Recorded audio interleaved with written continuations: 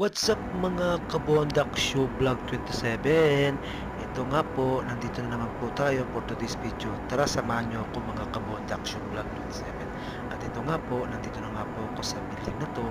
Akala mo nasa Makati tayo, nasa Ayala. Pero nagkakamali ho kayo, nandito lang po yan sa Mahabula, sa Kuwait po. Napakaganda ng mga building dito. Kala mo talaga mga first class na building. Baga parang kagaya sa Pilipinas sa Ayala eh pondo. Yan, mga pondo yan, malalaking building yan. Dito lang po yan sa mga bula mga kabondak show. Yan, meron po swimming pool. Sana all. Meron walang tubig. Sarap mag-swimming dyan, mga loads. Yan, at papasok na tayo ng building. Shortcut lang po yan. Sa harapan po niyan, highway na po yan. Napakabilis ang daanan para di na po asset kung mapapalayo pa si Kabondak Show Vlog 7. So yun lang po. Please follow and subscribe po. Bye-bye.